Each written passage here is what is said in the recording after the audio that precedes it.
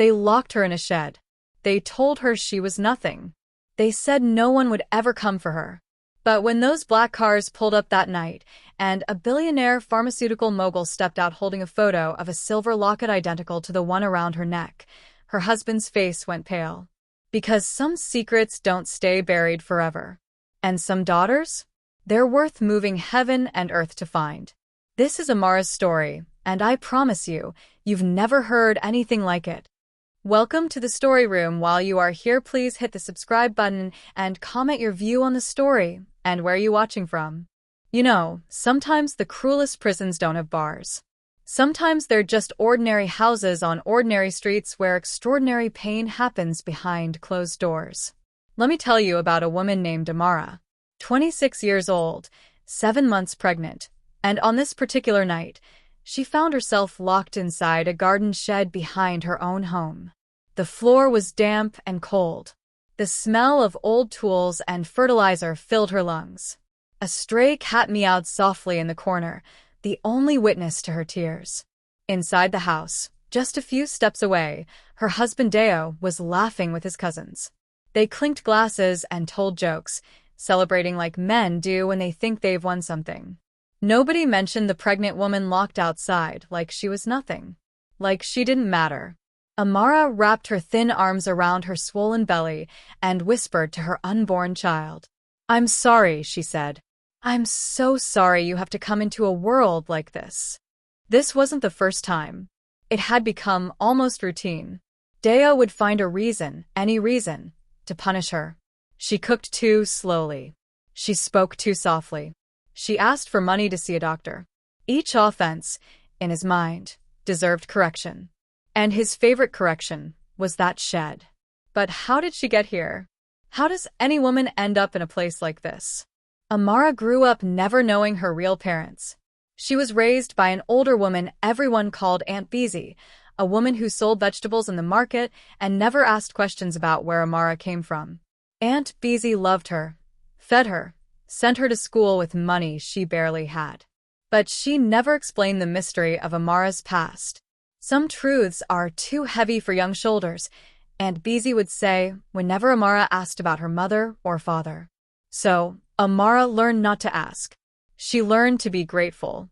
She learned to make herself small so the world wouldn't notice her enough to reject her. When Aunt Beezy died quietly in her sleep, Amara was left completely alone. No family, no roots, no safety net. That's when Deo appeared in her life, confident and charming, making promises that sounded like salvation. "I'll take care of you," he said. "You'll never be alone again." And Amara, desperate for belonging, believed him. The marriage started with small cracks that Amara told herself were normal. Deo would snap at her, then apologize. He'd criticize her cooking, then buy her something nice. She made excuses. Everyone has bad days, she thought. Love means patience. But after she became pregnant, everything changed. Deo's anger grew sharper. He accused her of things that made no sense. He controlled every dollar, every movement, every conversation. And when she mentioned needing to see a doctor for the baby, he exploded. "Women have been having babies for thousands of years without hospitals," he shouted. "Stop acting like you're special." Now, sitting in that dark shed with her body aching and her baby moving restlessly inside her, Amara felt something she'd never allowed herself to feel before. Not just sadness, not just fear, but anger. Anger at Deo for treating her like property. Anger at the neighbors who heard everything but said nothing. Anger at a world that taught her suffering was a woman's duty. She pressed her hands against the rough wooden wall and made a silent promise to the child growing inside her. "I will find a way out of this. I don't know how, but I will." She didn't know that just a few streets away, black cars were pulling into the neighborhood. She didn't know that a man she'd never met had been searching for her without knowing her name. She didn't know that the small silver locket she wore around her neck, a gift from Aunt Beezy, held the answer to questions she'd stopped asking years ago. All she knew was that she couldn't survive much longer like this. And sometimes, that knowledge alone is enough to change everything. Morning came too slowly. When Deo finally unlocked the shed, Amara could barely stand. Her legs were stiff, her back screaming in pain. She was 7 months pregnant and had spent the night on a cold concrete floor. "Clean yourself up," Deo said without looking at her. "You smell like an animal." Amara didn't respond. She'd learned that words only made things worse. Silence had become her shield, her survival tool. She walked past him into the house, moving like a ghost through her own life. In the bathroom, she stared at her reflection. The woman looking back at her seemed like a stranger. Thin face, dark circles under her eyes, a belly that should have been celebrated, but instead felt like a burden she carried alone. That afternoon, the pain started. Not the usual aches of pregnancy, but something sharper, more insistent. A tightening in her abdomen that made her gasp.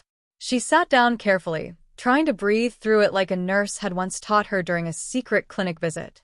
"Deo," she called out softly. "I don't feel well. I think something's wrong with the baby." He was on his phone, scrolling mindlessly. He didn't even look up. "You're always complaining," he muttered. "Always looking for attention." The pain intensified. Amara felt wetness between her legs and panic rose in her throat. "Please," she whispered. "I'm bleeding. I need to see a doctor." Deo finally looked at her, irritation flashing across his face. "You women are so dramatic. You see a little blood and think you're dying." Something inside Amara cracked. Not loudly, but completely. She stood up, ignoring his protests, grabbed her headscarf, and walked toward the door. "Where do you think you're going?" Deo blocked her path. "To the clinic," she said, her voice stronger than she expected. "My baby needs help." "You're not going anywhere. Sit down." For the first time in their marriage, Amara didn't obey. She stepped around him and kept walking. When he grabbed her arm, she pulled away and ran. She didn't run fast, she couldn't, but she ran with purpose. Down the street, past the neighbors who pretended not to see, straight to the small community clinic where Nurse Halima worked. Nurse Halima saw Amara stumbling toward the building and rushed outside.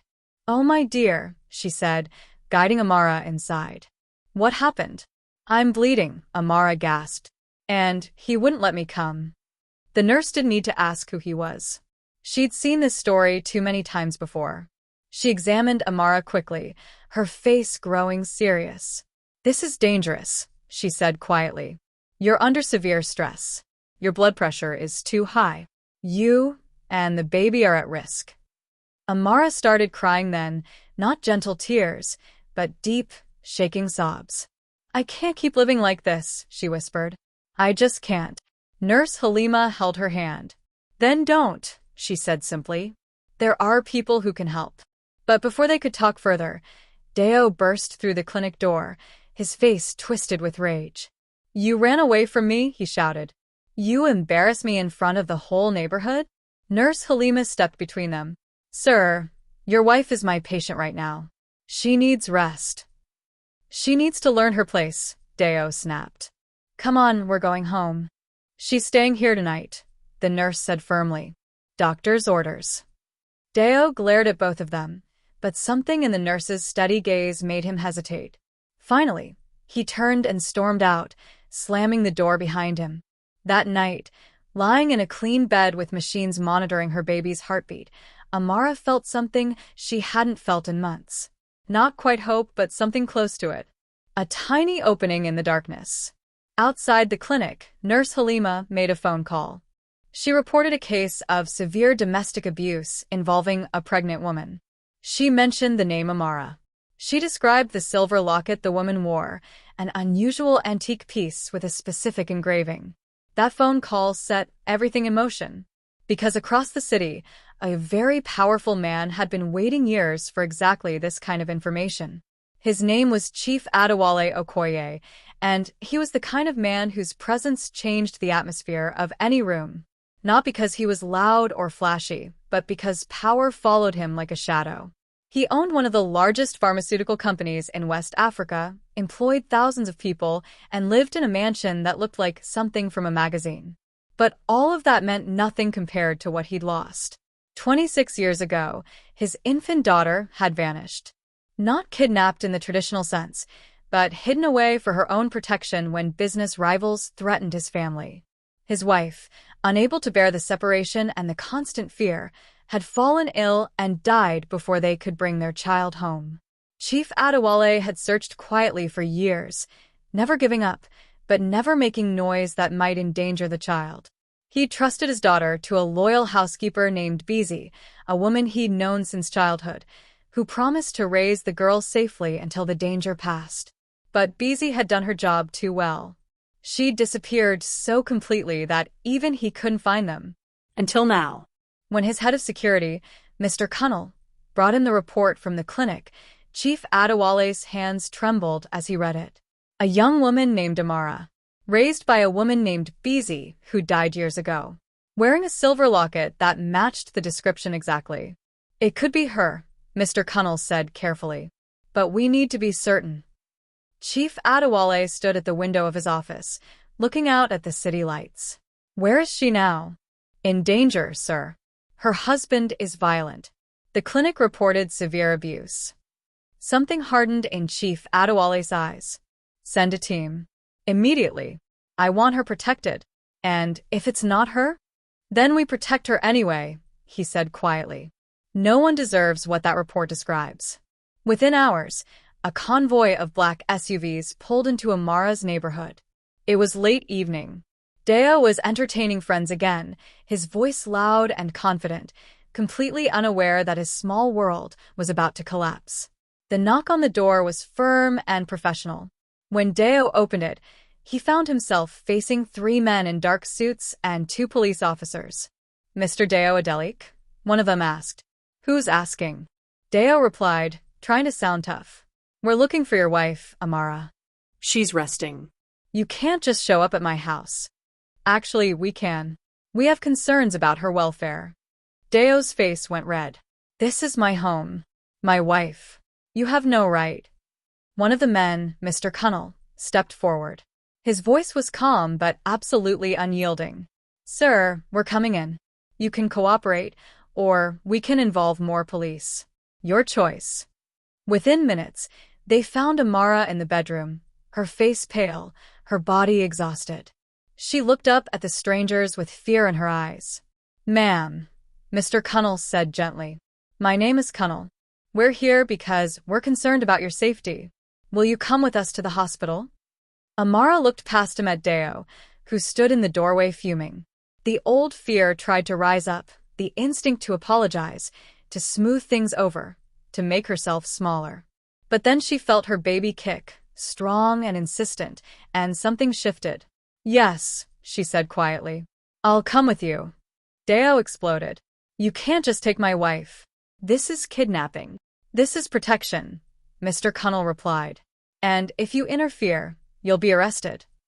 As Amara was helped into one of the vehicles, wrapped in a clean blanket, she caught sight of a man sitting in the car behind them. He was older, distinguished, and when their eyes met through the window, something strange happened. Recognition without memory. A pull in her chest she couldn't explain. Chief Adewale saw it too. He saw Beezy's eyes looking back at him, his late wife's expression, his own stubborn chin. He closed his eyes and whispered a prayer of thanks. At the hospital, Amara received care she'd never experienced before. Doctors, specialists, clean rooms, kindness. And then came the conversation that would change everything. Chief Adewale sat across from her and asked about the locket. When she told him Aunt Beezy gave it to her, his eyes filled with tears. I think, he said carefully, that you are my daughter. You know that moment when everything you believed about yourself suddenly becomes a question? That's where Amara found herself. Sitting in a hospital bed, staring at a stranger who claimed to be her father, holding DNA test results that said he was telling the truth. I don't understand, she whispered for the 100th time. Why didn't anyone tell me? Chief Adewale's voice was gentle, but heavy with old pain. Because telling you would have put you in danger. There were people who wanted to hurt me by hurting my family. Beezy agreed to take you somewhere safe and raise you as her own until the threat passed. Before the story continues, subscribe. These stories are written to change lives. But Aunt Beezy died years ago, Amara said. Why didn't you find me then? She hid you too well, he replied. She changed cities, used different names, left no trail. She protected you perfectly. Maybe too perfectly. Amara touched the silver locket at her throat. This small piece of jewelry, worn and familiar, had been her only inheritance. Now it was proof of an entire life she'd never known. What happens now? She asked, her voice small. That depends on you, Chief Adewale said. I'm not here to claim you like property. I'm here to offer protection, resources, choices. Things you should have always had. Before Amara could respond, shouting erupted in the hallway. Her body went rigid instantly, recognizing the voice before her mind caught up. Deo had found her. I know my rights, he was yelling at hospital security. That's my wife. You can't keep her from me. Amara's hands began to shake. All the old fear came flooding back, the instinct to apologize, to submit, to make herself small enough that his anger would pass over her. But Chief Adewale stood up, his presence suddenly commanding. You don't have to see him, he said firmly. Say the word, and he will be removed. Amara looked at this man, her father, offering her something she'd never had before, the power to choose. No, she said, her voice steadier than she expected. I want to face him, but not alone. The meeting was arranged in a secure room with security present. When Deo entered, his confidence faltered for just a moment when he saw Chief Adewale sitting beside Amara. He recovered quickly, putting on his usual mask. Amara, what is this nonsense? He demanded. These people are filling your head with lies. Sit down, Mr. Adelik, Chief Adewale said quietly. The words weren't loud, but they carried absolute authority. Deo sat, his jaw clenched. Amara took a deep breath. I'm leaving you, she said. I'm filing for divorce. Deo laughed, but it sounded hollow. You're confused. Pregnancy hormones. You don't know what you're saying. I know exactly what I'm saying, Amara replied. You locked me in a shed while I was pregnant. You denied me medical care. You controlled every part of my life and called it love. I was teaching you respect, Deo shot back. That's what a husband does. No, Amara said firmly. That's what an abuser does. The word landed like a stone. Deo's face went red. You can't just walk away from our marriage. I have rights. Chief Adewale spoke then, his voice calm but carrying an edge of steel. You have no rights to abuse. Medical records document everything. Witnesses have given statements. You will not contact Amara again. If you try, you will be arrested. Deo looked between them, finally understanding that his control was gone. You think money changes everything? He sneered. She was nothing before you showed up. She'll be nothing after you leave. Amara felt those words try to sink in, to find the old wounds they used to fit into. But something had changed. She placed a hand on her belly and spoke clearly. I was never nothing, she said. I survived you. That makes me stronger than you'll ever be. Security escorted Deo out as he continued to shout threats and accusations. But his voice was already fading, becoming smaller, less significant. When the door closed, Amara collapsed back against the pillows, exhausted but somehow lighter. You did well, Chief Adewale said softly. That night, Amara went into labor. And when her daughter was born healthy and crying, filling the room with the sound of new life, Amara wept with a joy she'd never known was possible. 3 months later, Amara stood on the balcony of her new home, her baby daughter Zainab sleeping peacefully in her arms. The apartment wasn't fancy, just a simple 2-bedroom place near the water, but it was hers. Every piece of furniture she'd chosen herself. Every decision was her own. The morning sun painted the sky in shades of pink and gold, and for the first time in years, Amara felt something she'd almost forgotten existed: peace. It hadn't been easy getting here. The divorce had been messy. Deo fought it every step of the way, spreading lies, trying to turn people against her, painting himself as the victim. But the evidence was overwhelming. The medical records, the witness statements, the documented abuse, all of it came together to protect her in ways she'd never been protected before. The restraining order was made permanent. Deo was ordered to stay away, and for once, the law actually worked the way it was supposed to. Chief Adewale had offered her a mansion, unlimited money, a life of luxury. But Amara had surprised him by asking for something different. "I need to learn who I am first," she told him. "I went from Aunt Beezy's care straight into Deo's control. I've never just been me." He'd understood. Instead of a mansion, he helped her find this apartment. Instead of throwing money at her, he set up a trust fund for Zainab's future and gave Amara a monthly allowance that was generous, but not overwhelming. "Independence matters to me," she'd said. "Then independence you shall have," he'd replied. Their relationship grew slowly, carefully. They had coffee every Tuesday morning. He taught her about the family business, not to pressure her into joining it, but because she'd asked. She told him stories about Aunt Beezy, helping him understand the woman who'd sacrificed everything to protect his daughter. Sometimes they sat in comfortable silence. Sometimes they talked for hours. They were learning each other, building something real instead of assuming blood alone was enough. But Amara's greatest discovery came from an unexpected place. She'd returned to Nurse Halima's clinic, not as a patient, but as a volunteer. She sat with pregnant women who came in afraid, who had bruises they tried to hide, who made excuses for men who didn't deserve excuses. "I know what you're going through," Amara would tell them gently. "And I know it feels impossible to leave. But impossible is just a word, not a truth." She helped set up a safe house program. She connected women with lawyers. She held their hands when they were scared and reminded them that suffering was not love. Some women left their abusers. Some weren't ready yet. Amara understood both. She never judged, never pushed. She just showed them that another life was possible because she was living proof. One Tuesday morning, Chief Adewale arrived for their usual coffee and found Amara surrounded by papers, organizing a fundraiser for the women's shelter. "You're building something important," he observed. Amara looked up and smiled.